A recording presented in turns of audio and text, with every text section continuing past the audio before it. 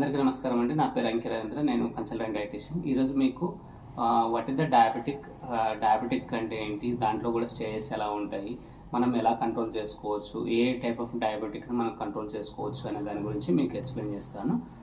So కామన్గా ఏంటంటే diabetic అనేది అండి మన శరీరంలో ఇన్సులిన్ హార్మోన్ సరిగ్గా రిలీజ్ అవ్వకపోవడం, లేకుంటే సరిగ్గా పని చేయకపోవడం వల్ల మన శరీరంలో ఉన్నటువంటి గ్లూకోజ్ లెవెల్స్ ఇంక్రీజ్ అవ్వడాన్ని మనము డయాబెటిక్ అని సింపుల్గా మనం చెప్తాము.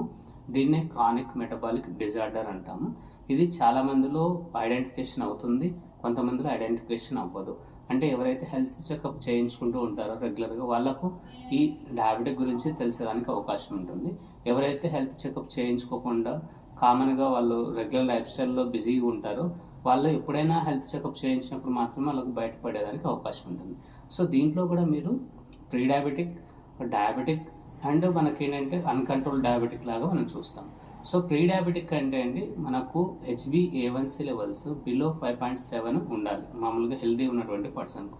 ఎవరికైతే ప్రీ డయాబెటిక్ ఉంటుందో వాళ్ళకు గ్రేటర్ దాన్ 5.7 అంటే 5.7 కంటే ఎక్కువ 5.8 కానీ 5.9 కానీ వస్తుంది. సో ఇలాంటి ఇండికేషన్ వచ్చినప్పుడు మీరు ఎక్కువ జాగ్రత్తలు తీసుకోవాల్సి వస్తుంది. ఎందుకంటే మీరు ప్రీ డయాబెటిక్ ఉన్నప్పుడు దాన్ని కంట్రోల్ చేసుకోవచ్చు. నెక్స్ట్ ఏంటంటే మీరు ప్రీ డయాబెటిక్ అని తెలిసిన వెంటనే అది టైప్ 1 డయాబెటిక్ లేకుంటే టైప్ 2 డయాబెటిక్ మీరు ఐడెంటిఫికేషన్ చేయాలి. అంటే టైప్ 1 డయాబెటిక్ అంటే ఆటో ఇమ్యూన్ డిజార్డర్ కింద వస్తుంది.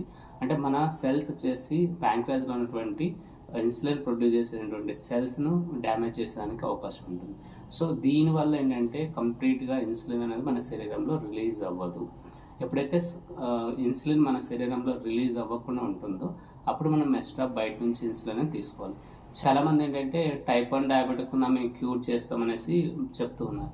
బట్ ఏంటంటే మనం రెగ్యులర్గా ఫాలోఅప్ చేసుకోవాల్సింది ఏంటంటే మెడికేషన్ ప్లస్ డైట్ కంపల్సరీ దానికి ఫాలోఅప్ చేసుకోవాల్సి వస్తుంది.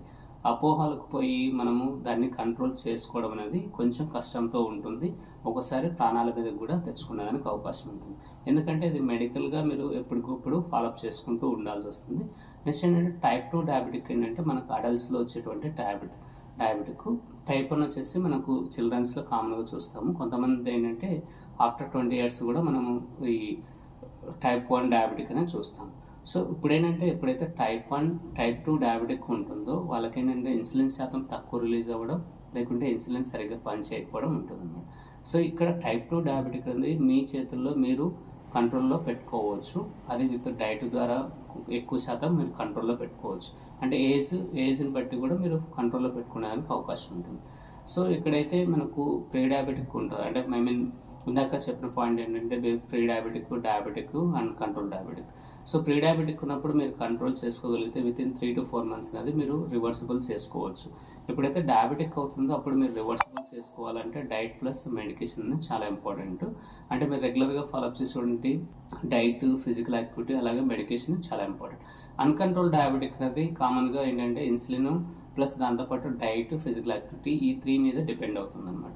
సో ఇక్కడ ఏంటంటే మీకు డయాబెటిక్ ఉన్నప్పుడు కూడా కొన్ని హెల్త్ ప్రాబ్లమ్స్ అనేది వస్తుంది. డయాబెటిక్ కీటోసిడోసిస్ అంటాము, లేకుంటే మనకు కిడ్నీ ఫంక్షన్ డ్యామేజ్ అవ్వడం కానీ, అంటే చూపు సరిగ్గా కనిపించకపోవడం కానీ, లేకుంటే న్యూరోపతి అంటాము, మన శరీరంలో స్పర్శ తగ్గిపోవడం ఉంటుందన్నమాట. ఇవన్నీ ప్రాబ్లమ్స్ ఎందుకు వస్తుందంటే మనం ఏదైతే డయాబెటిక్ పేషెంట్స్ ఉంటారో వాళ్ళ షుగర్స్ గురించి సరిగ్గా పట్టించుకోకపోవడం ఒకటి, ఇది ఏమవుతుందిలే అనే ఆలోచన ఒకటి.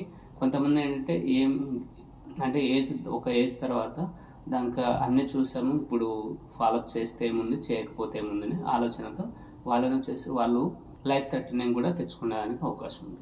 సో ఒకటండి, మీరు చేసేటువంటి డయాబెటిక్లో ప్రీ డయాబెటిక్ కావచ్చు లేకుంటే అన్కంట్రోల్ డయాబెటిక్ కావచ్చు, కామన్గా మీరు కొన్ని రోజుల పాటు ఒక 3 to 4 months కరెక్ట్గా డైట్ ఫాలోఅప్ చేశారంటే 100% మీకు రిజల్ట్ అనేది ఉంటుంది. నెక్స్ట్ ఏంటంటే ఇక్కడ మీకు కొన్ని హెల్ప్ అయ్యేటువంటి ఫుడ్స్ అనేది చెప్తాను. ఇవి అందరికీ తెలిసిన విషయాలే, కాకపోతే ఏంటంటే కొంతమంది ఫాలోఅప్ చేస్తారు, కొంతమంది ఫాలోఅప్ చేయరు.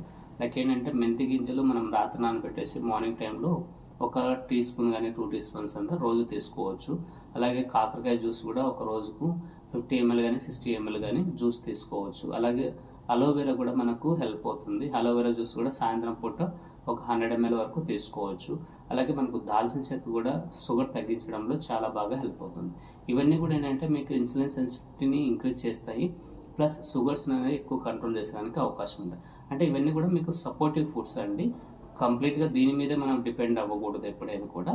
అంటే దీంతో పాటు ఫిజికల్ యాక్టివిటీ, మనం మిగతా తినేటువంటి డైట్ కూడా కరెక్ట్గా కంట్రోల్లో పెట్టుకుంటూ మీరు ఫాలోఅప్ చేసుకోవాల్సి వస్తుంది. సో ఇంకా మీకు ఏమైనా డైట్కి సంబంధించి డౌట్స్ ఏమైనా ఉంటే మీరు నాకు డైరెక్ట్ కాంటాక్ట్ అవ్వచ్చు. Thank you.